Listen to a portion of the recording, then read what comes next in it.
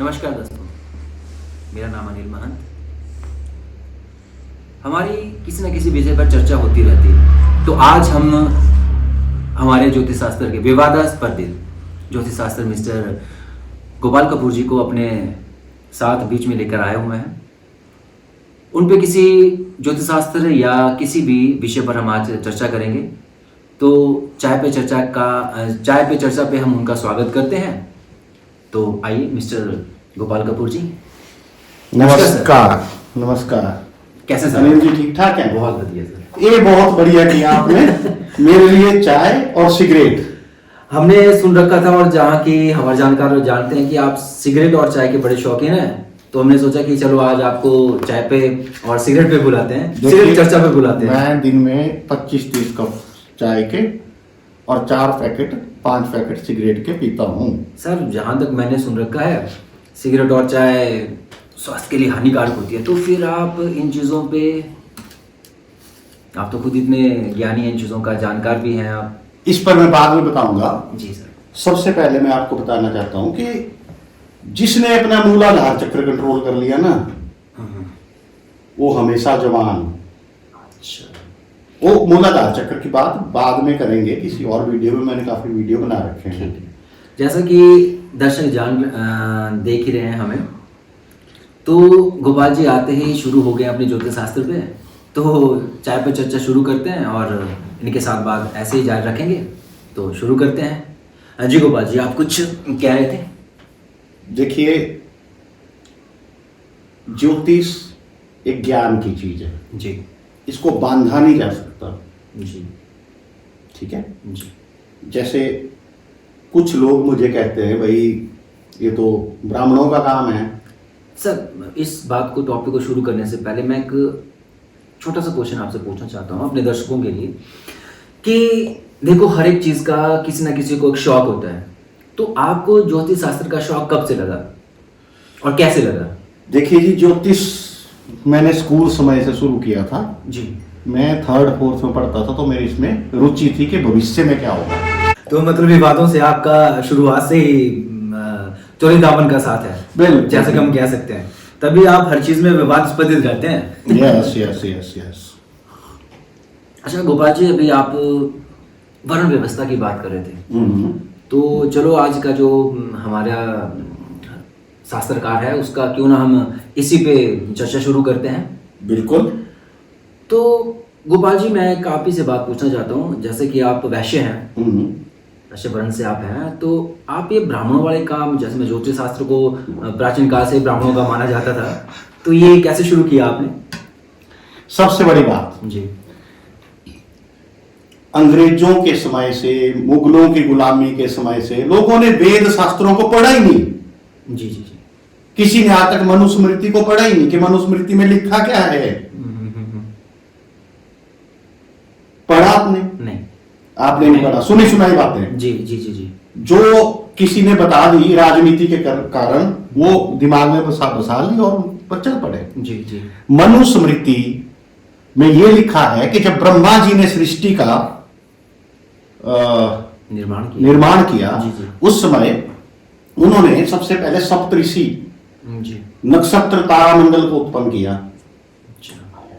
तो जितने हमारे जैसे पृथ्वी के चारों ओर अगर हम 27 भाग करते हैं, 27, कुछ शास्त्रों में 28 कहते हैं। जी ठीक है जी। तो वो नक्षत्र कहलाते हैं, राइट जी।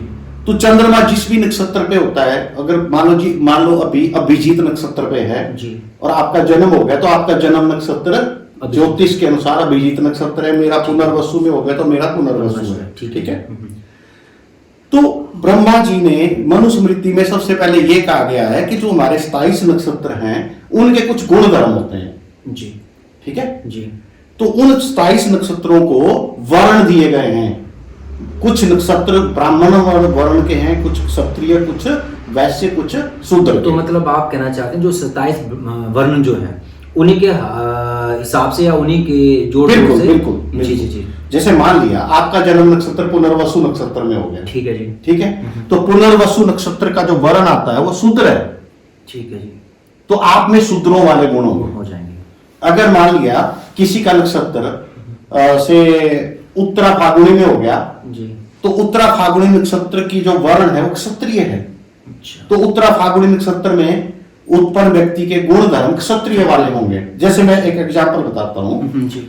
जो व्यक्ति क्षत्रिय नक्षत्र में उत्पन्न हो गया उसमें लड़ाई झगड़ा, पंगेबाजी, साहस, दुस्साहस, वो बाकी ग्रहों पर डिपेंड करता हो कि नेगेटिव साइड में साहस करता है, गुंडागर्दी में करता है कि फौज में करता है, जी। तो उसमें साहस वाले गुण होंगे, क्षत्रियों वाले गुण होंगे।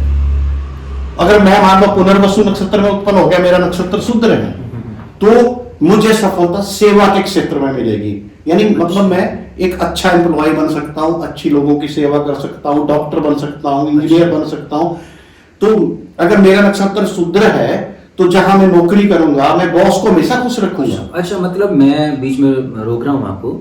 जैसे जो शूद्र वर्ण के माने जाते हैं, तो मतलब वो जो है वो नौकरी पेशा रहेंगे, मतलब उनका नहीं, जरूरी नहीं, क्योंकि देखिए अब रोजगार की कमी है जी। अगर आपके पास चॉइस ऑफ वर्क मिल जाए, जी, दुनिया भर के काम है और आपको अपनी इच्छा के अनुसार काम मिल जाए, जी, तो आप अपने जो आपकी जन्म कुंडली में आपका वर्ण लिखा होगा, क्योंकि वर्ण का संबंध होता है आप किस जन्म नक्षत्र में पैदा हुए। ठीक है, ठीक है। जैसे आप हो, जैसे मैं हूं, मान लो मैं ब्राह्मण वर्ण में पैदा हुआ हूं, तो मेरी एक संतान शूद्र हो सकती है। अच्छा। शूद्र वर्ण हो सकती है, एक क्षत्रिय वर्ण हो सकती है, या वैश्य वर्ण हो सकती जी, है। जी, जी, जी। एक ही परिवार में चारों जाति, मतलब चारों वर्णों के लोग हो सकते हैं, उनके टेम्परामेंट। अच्छा, तो जो हमें जो आज चीजें बताई गई वर्ण व्यवस्था की, या जो एक टाइम से चली हुई है, जिससे लोगों को बांटने का काम किया गया, तो आप कहते हैं कि ये चीजें बिल्कुल भी नहीं है? बिल्कुल नहीं है। जी, जी, जी, जी, जी। देखिए क्या होता है, मैं बड़ी सिंपल सी बात कहता हूं। जैसे शास्त्रों पे मान लो अभी मैं ब्राह्मण वर्ण में हूं, जी, जी, मुझे ज्ञान ध्यान की बातें, पढ़ने लिखने की बातें अच्छी लगती हैं, जी, लेकिन मैंने उन पर कब्जा कर लिया और अपनी संतानों को वो सिखाते सिखाता चला गया। बेशक उनकी रुचि है चाहे नहीं हो, जबरदस्ती पढ़ रहे हैं। तो क्या हुआ कि वर्ण व्यवस्था को परिवारवाद से जोड़ दिया गया, जी, हजारों सालों से। जी, जी, जी। तो फिर क्या हुआ, परिवारवाद से जुड़ते जुड़ते फिर ये सामाजिक जातियां उत्पन्न हो गई। अब आप आज की स्थिति में देखिए, जैसे राहुल गांधी जी एक राजनीतिक परिवार में उत्पन्न हुए हैं, तो इसका मतलब वो नहीं कि राजनीति के वो जानकार है या अच्छे एक्सपर्ट हैं। जी, जी, जी। क्योंकि राजनीति, जिस प्रकार से राजनीति को परिवारवाद से जोड़ दिया गया कि राजनेता का बेटा जबरदस्ती का राजनीतिज्ञ, ऐसा नहीं है। जबकि मोदी जी और केजरीवाल जी साधारण से परिवार में उत्पन्न होकर भी बहुत अच्छे राजनीतिज्ञ हैं। जी, जी, जी। क्योंकि उनमें, अब जैसे मायावती जी, सामाजिक वर्ण जो मर्जी हो, वो सामाजिक वर्ण है उनका, क्योंकि वो कुरीति बन गई। अगर उनकी जन्म कुंडली देखी जाए तो उनका जन्म नक्षत्र का जो वर्ण, जन्म नक्षत्र कुंडली में जो वर्ण लिखा होगा जन्म कुंडली में, वो ब्राह्मण या क्षत्रिय होगा। अच्छा, है ना। मैं बीच में फिर से रोकूंगा आपको। दर्शकों, जैसा कि आप जानते हैं कि हमारे सामाजिक परिवेश में जो वर्ण व्यवस्था चली है, गोपाल जी उसका खंडन कर रहे हैं, और उन्होंने बहुत ही अच्छे ढंग से इस चीज का बखान भी किया। शायद इनके पास इसके कुछ तथ्य भी होंगे। मैं चाहूंगा कि इसके बारे में अगर आप और ज्यादा जानना चाहते हैं, तो मेरी भी उत्सुकता है इसके बारे में कि मैं गोपाल जी से इसके बारे में और ज्यादा चर्चा करूं। तो इसको आगे बढ़ाते हुए हम बात करते हैं। तो जैसे गोपाल जी, आपने मायावती जी की बात की, जैसे अभी जो सामाजिक परिवेश में वो चाहे कुछ भी हो, लेकिन जो उनका गुण वर्ण है वो उच्च, मतलब राजनीतिक इसमें है, तो उसके बारे में थोड़ा और बताएंगे हमें? बिल्कुल जी। जैसे देखिए, राजनीति पर अधिकार क्षत्रिय वर्ण या ब्राह्मण वर्ण का होगा जी, क्योंकि उन्हीं में राजनीति वाले गुण होंगे, वैश्य और शूद्र में नहीं होंगे। ठीक है। अब मान लिया, मैंने देखा कि कई बड़े राजनेता, लेकिन उनका बेटा राजनीति न करके वो नौकरी करना पसंद कर रहा है। जी, जी, जी। यार अच्छी सी जॉब मिल जाए, विदेश भाग रहा है, जॉब जॉब जॉब। जी, जी। तो उनका जो बेसिक जॉब वाला टेम्परामेंट है, इसका मतलब उनका वर्ण शूद्र है। एक अलग बात है भाई, एक मजबूरी है, सामाजिक मजबूरी है कि सबको काम नहीं मिल रहे हैं, रोजगार कम है। तो आप देखिए, आप एक ऑफिस में चले जाइए, जी, जी, जी। आप देखिए वहां 5 बंदों का स्टाफ देखिए, किसी ऑफिसर से पूछिए आपके जो अंदर 5 बंदे, इनमें सबसे पंगेबाज कौन है, और घमंडी कौन है, और आज्ञाकारी कौन है, और लालच के साथ काम करने वाला कौन है। फिर आप उनके डेट ऑफ बर्थ और टाइम मेरे पास लाइए, फिर जब उनकी जन्म कुंडली बनेगी, तो जो बड़ा अकड़ू किस्म का एम्प्लॉय होगा उनका, कोई सरकारी क्षेत्र में निकाल तो सकता नहीं, जो हर वक्त पंगेबाजी या कभी चार्जशीट हो रहा है, कभी कोई पंगे कर रहा है, तो उसका वर्ण ब्राह्मण निकलेगा, क्योंकि ब्राह्मणों में ब्राह्मण वर्ण में अहंकार ज्यादा है, अच्छा, और जो पंगेबाजी कर रहा हो क्षत्रिय वर्ण होगा, ठीक है। और जो बिल्कुल आज्ञाकारी ढंग से बॉस की हाँ में हाँ मिला के काम करता है, उसका वर्ण शुद्ध आएगा, चाहे वो सामाजिक जाति से ब्राह्मण है, ठीक है। और जो पैसे के लिए काम करेगा, भाई जहां फायदा दिखा वहां, तो उसका वर्ण वैश्य होगा। तो इसका मतलब है अगर किसी बच्चे का वर्ण वैश्य है तो वो अच्छा व्यापारी बन सकता है। किसी बच्चे का वर्ण सामाजिक जाति से नहीं बोल रहा हूँ, शुद्ध है, वर्ण के हिसाब से, जी, तो वो बहुत, मैं सिगरेट पी सकता हूँ क्योंकि मैं चेन स्मोकर हूँ। मैं दर्शकों से एक अपील करना चाहता हूँ कि कृपया अगर आपको ये आदत नहीं है तो मत अपनाइए, से आपका वैसे, क्योंकि मैं वैधानिक चेतावनी आपको बता देता हूं कि smoking is injurious to health, लेकिन मेरे लिए नहीं है। क्यों?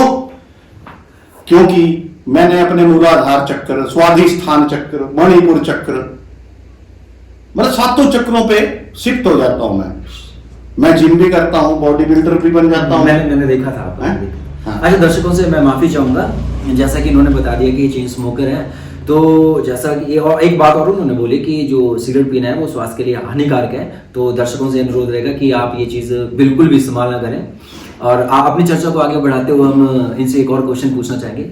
गोपाल जी, जैसे आपने कहा कि जो वर्ण व्यवस्था है, जो मैं भी खंडन करता हूँ चीज़ का, जो समाज के इस दौरान में चली हुई है, जो बहुत उच्च कोटि के, जैसे अम्बेडकर जी हैं, वो ज्ञानी हैं, बहुत ज्यादा ज्ञानी, तो उनका वर्ण उससे उनका वर्ण मैं लिख के देता हूं, उनका जन्म तिथि समय लाइए, अच्छा, उनका वर्ण ब्राह्मण निकलेगा।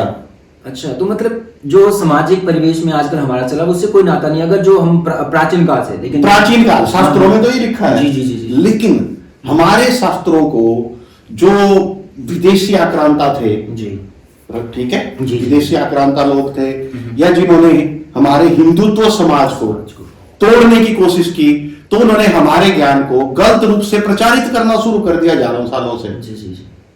सनातन तो बहुत बड़ा, और सनातन में जो आपका टेम्परामेंट है वो आपके जन्म में, आप किसी की कुंडली नहीं है, जैसे मान लिया किसी बच्चे की कुंडली मेरे पास ले आओ, अगर उसका चित्रा नक्षत्र निकलता है तो खाने पीने का पेटू, उसे रोज मुर्गा चाहिए अगर वो नॉन वेजिटेरियन है। जी जी जी। अगर वो वेजिटेरियन है, भाई कभी परिवार के संस्कार ऐसे हैं तो आलू के परांठे, तला भुना, उसे हरी सब्जी खिला के देखो तो शेर है, अच्छा, उसे तो शेर की तरह खाना चाहिए। मतलब आप कह रहे हैं कि जो आपकी कुंडली है 70% तक के गुण धर्म हमारे जन्म नक्षत्र द्वारा निर्धारित किए जा सकते हैं। तभी हमारे जो प्राचीन ज्ञानी या जो भी ज्योतिष शास्त्री है, उन्होंने इतनी बड़ी बड़ी भविष्यवाणी की है। आप तो इस चीज़ के माहिर हैं, आपको इन चीज़ों का ज़्यादा पता होगा, हमें तो सिर्फ थोड़ी बहुत चीज़ों का नॉलेज जो हमने सिर्फ सुन रखा है। देखिए जी, मौसम संबंधी मेरी सारी भविष्यवाणियां, मौसम विभाग के मुकाबले मौसम विभाग 60-70% सफल होता है, मैं 100% सफल होता हूँ। अच्छा, एक बीच में फिर से रोकूंगा मैं, ये जितनी भी जानकारियां हैं गोपाल जी अपने फेसबुक पेज पे डालते रहते हैं, फेसबुक पे डालते रहते हैं, यूट्यूब चैनल पे डालते रहते हैं। किसी भी दर्शक को अपने से रिलेटेड कोई भी जानकारी अगर चाहिए होगी तो इनके फेसबुक पेज से जुड़िएगा और यूट्यूब चैनल से जुड़िएगा, आपको आपने से संबंधित हर एक जानकारी इनके यूट्यूब चैनल पे मिलेगी। देखिए, एक मिनट, एक मैं आपसे बोलूंगा, आपने मेरी जानकारी तो करवा दी। और दर्शकों मैं एक चीज बताना चाहता हूं, जो मेरे साथ बैठे हैं अनिल महंत जी, ये टीवी इंडस्ट्री के टॉप कलाकार है। नहीं, टॉप नहीं, बिल्कुल थोड़ा बहुत, चलो टॉप से एक दो नीचे। जी जी जी। सावधान इंडिया के एपिसोड में देखिए, मैं अधिकतम एपिसोड में ये मिल जाएंगे, कहीं उग्रवादी बने हैं लीड रोल में, कहीं इंस्पेक्टर बने, कहीं कुछ बने, कहीं कुछ और भी कहीं। मैं इनसे जानना चाहता हूं कि आप कुछ एक अपने बारे में बताएं। गोपाल जी बहुत ही शातिर हैं, मैं वैसे इंटरव्यू इनकी ले रहा हूँ और ये इंटरव्यू के बीच में मुझे जोड़ रहे हैं, तो दर्शकों को ज़्यादा नहीं, थोड़ा बहुत थिएटर का नॉलेज है, लिख लेता हूँ। बाकी टीवी में कुछ एक काम किया है, सावधान इंडिया के एपिसोड किया है, महाराणा प्रताप किया है, कैसा इश्क किया है, बाकी छोटे मोटे बुद्धा सीरियल में भी, बुद्धा में भी मैंने किया है, बुद्धा में भी काम किया है। और हाँ, एक बार मुझे पता लगा था कि आपको घुड़सवारी नहीं आती थी। इनको घुड़सवारी नहीं आती थी और शूटिंग में घोड़े पे बैठ गए और गिर गए, उसके बाद मैं दोबारा कभी घोड़े वाला जो भी सीन होता मैं इनकार कर देता था। लेकिन ये मेरे बारे में आपको जानकारी कैसे?